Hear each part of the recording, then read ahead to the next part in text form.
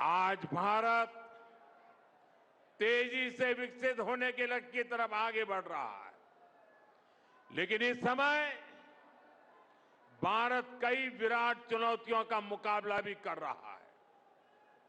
साथियों, कोरोना काल के दौरान ही दुनिया सप्लाई चेन के बहुत बड़े संकट से गिर गई थी।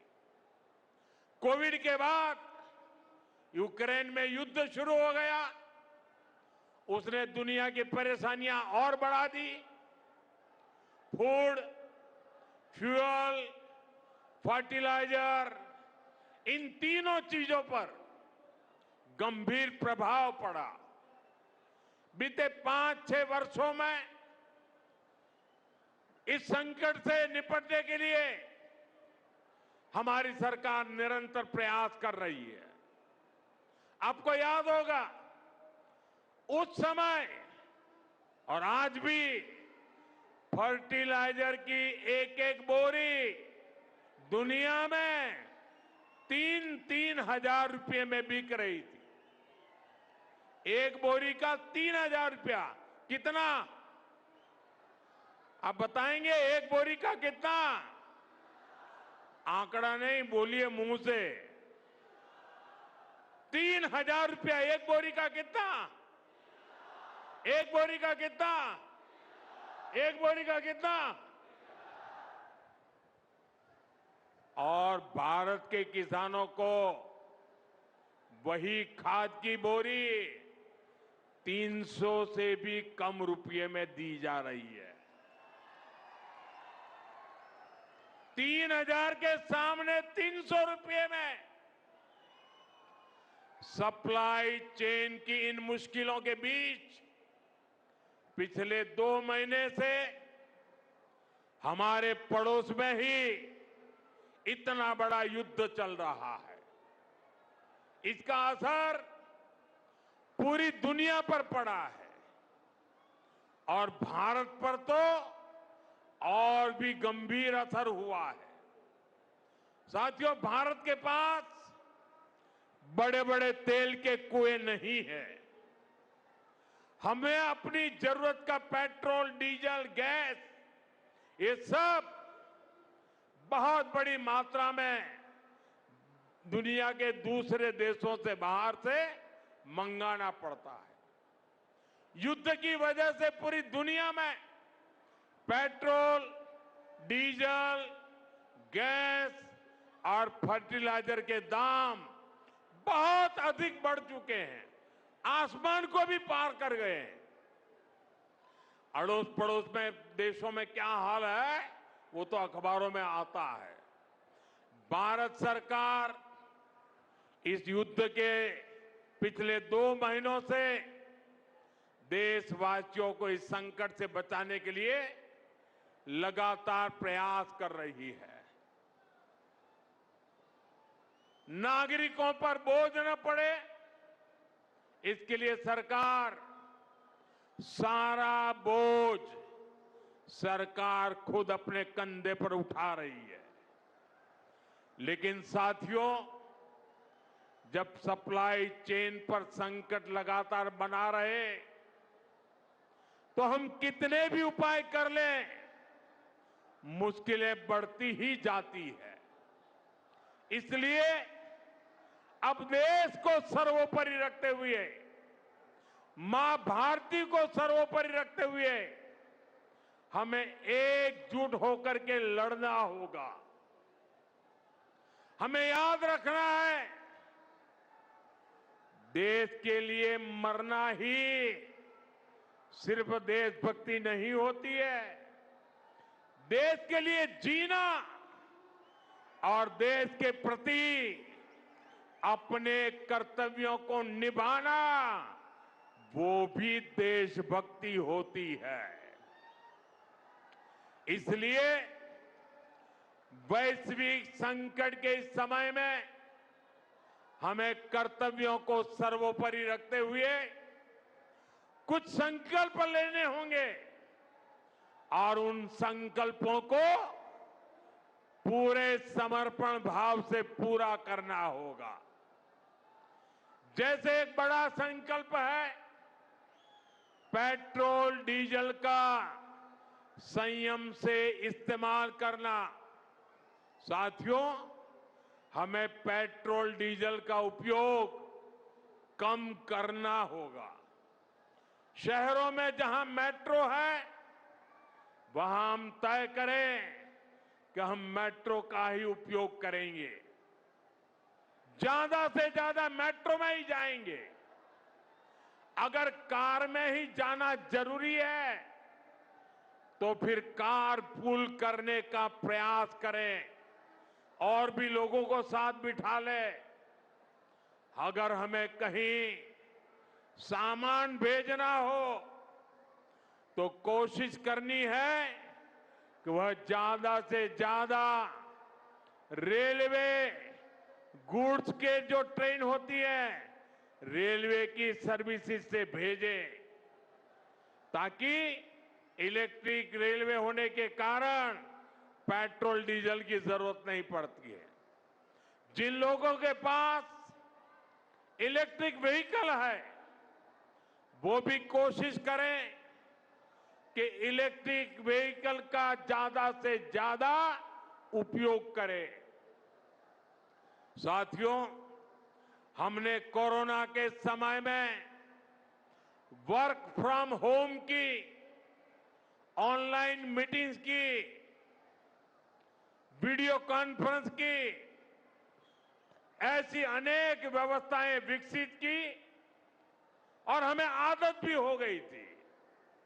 आज समय की मांग ऐसी है कि उन व्यवस्थाओं को हम फिर से शुरू करें तो वो देश हित में होगा। Work from home, online conferences, virtual meetings, इनको हमें फिर से प्राथमिकता देनी है। साथियों, आज जो संकट है उसमें हमें विदेशी मुद्रा बचाने पर भी बहुत जोर देना होगा, क्योंकि दुनिया में पेट्रोल डीजल इतना ज्यादा महंगा हो गया है, पहले से कई गुना ज्यादा कीमतें बढ़ गई है। तो हम सबका दायित्व है कि पेट्रोल डीजल की खरीद पर जो विदेशी मुद्रा खर्च होती है, पेट्रोल डीजल बचाकर हमें वो मुद्रा भी बचानी है। इसके लिए हमारे छोटे छोटे प्रयास भी देश की बहुत मदद कर सकते हैं। जैसे आजकल जो विदेशों में शादियों का, विदेशों में घूमने का, विदेशों में वैकेशन पर जाने का मिडिल क्लास में कल्चर बढ़ता जा रहा है। हमें तय करना होगा कि जब ये संकट का काल है और हमारी देशभक्ति हमें ललकार रही है, तो कम से कम एक साल के लिए हमें विदेशों में जाने की बातों को टालना चाहिए। भारत में बहुत सारी जगह है, वहां हम जा सकते हैं। बहुत कुछ भारत में किया जा सकता है। इस बेटी को नीचे बिठाइए, उसे थक जाएगी। उस बेटी को बिठाइए। वो थैंक यू बेटा, थैंक यू। बैठिए, आप नीचे बैठिए। मैंने देख लिया बेटा, उसको देख लिया, अब आप बैठ जाइए। हाँ, इस छोटी बच्ची को क्यों परेशान करते हो भाई? इन बच्चों को बैठने दीजिए प्लीज। बच्चों को परेशान मत कीजिए जी। साथियों, हमें विदेशी मुद्रा बचाने के जो भी रास्ते हम लोग अपना सकते हैं, हमें बचाना होगा। साथियों, गोल्ड यानी सोने की खरीद एक और पहलू है जिसमें विदेशी मुद्रा बहुत अधिक खर्च होती है। एक जमाना था जब संकट आता था, कोई युद्ध होता था, तो लोग देश हित में सोना दान दे देते थे। आज दान की जरूरत नहीं है, लेकिन देश हित में हमको ये तय करना पड़ेगा कि साल भर तक घर में कोई भी फंक्शन हो, कोई भी कार्यक्रम हो, हम सोने के गहने नहीं खरीदेंगे, सोना नहीं खरीदेंगे। विदेशी मुद्रा बचाने के लिए हमारी देशभक्ति हमें चुनौती दे रही है और हमें इस चुनौती को स्वीकार करते हुए विदेशी मुद्रा को बचाना होगा। साथियों, ये समय एक और बड़े सबक का भी है। एक समय था जब हम कॉपर एक्सपोर्ट करते थे, लेकिन आज भारत के सामने स्थिति ऐसी बन गई कि अब हमें कॉपर को भी इंपोर्ट करना पड़ता है। हमारे देश में हड़तालें करवाकर कॉपर प्लांट्स को ठप करवा दिया गया और अब हालत ये हो गई कि हमें कॉपर बाहर से मंगाना पड़ता है और उसमें विदेशी मुद्रा खर्च होती है। इसलिए मैं ऐसे सभी श्रमिक समूह मजदूर संगठनों से भी कहूंगा कि हमें ऐसी बातों का जरूर ध्यान रखना चाहिए। भारत को आत्मनिर्भर बनने से जो भी कदम रोकते हैं उनमें हमें दूरी बनानी होगी और जो लोग ऐसी साजिशों में जुटे हैं उन पर भी कड़ी नजर रखनी होगी। मैं देश की अदालतों से भी आग्रह करूंगा कि ऐसी स्थिति आने पर देश हित में हमें कोई ना कोई रास्ता निकालने की तरफ बढ़ना चाहिए। साथियों, ऐसे ही खाने के तेल का भी है। इसके आयात के लिए भी बहुत बड़ी मात्रा में हमें विदेशी मुद्रा खर्च करनी पड़ती है। हर परिवार अगर खाने के तेल में खाने का तेल का जो उपयोग करता है, अगर वो कुछ कमी करे, मैंने बार बार कहा है 10% कम करो। अगर हम तेल खाना कम करें ना, तो भी वो देशभक्ति का बहुत बड़ा काम है। आप देश सेवा में योगदान दे सकते हैं और इससे देश सेवा भी होगी और देह सेवा भी होगी। इससे देश के खजाने का स्वास्थ्य भी सुधरेगा और परिवार के हर सदस्य का स्वास्थ्य भी अच्छा रहेगा। साथियों, विदेशी मुद्रा की खपत वाला एक और सेक्टर हमारी खेती है। हम बहुत बड़ी मात्रा में बाहर से केमिकल फर्टिलाइजर इंपोर्ट करते हैं। केमिकल फर्टिलाइजर खेती के कारण हमारी धरती मां को बहुत पीड़ा हो रही है। हमारे खेत बर्बाद हो रहे हैं।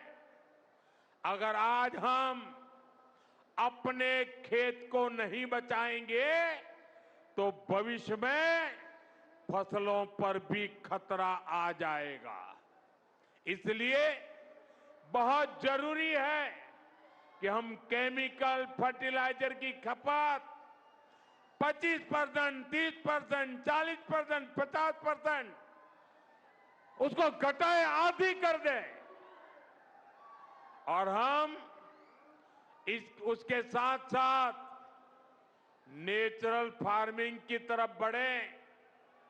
हम फर्टिलाइजर का उपयोग कम करके विदेशी मुद्रा भी बचा सकते हैं और साथ साथ अपने खेत को बचा सकते हैं, हमारी ये धरती मां को बचा सकते हैं और यह हमें करना ही होगा। आज वैश्विक संकटों से जो चुनौतियां आई है, हमें उन चुनौतियों को परास्त करना होगा। साथियों, भारत सरकार खेतों में डीजल पंप की जगह सोलर पंप की योजना चला रही है। हम खेतों में डीजल पंप की जगह सोलर पंप का उपयोग करने का जोर देना होगा। मैं कोविड काल में भी आग्रह करता था कि हम स्थानीय चीजें खरीदें, वोकल फॉर लोकल के मंत्र को लेकर चले।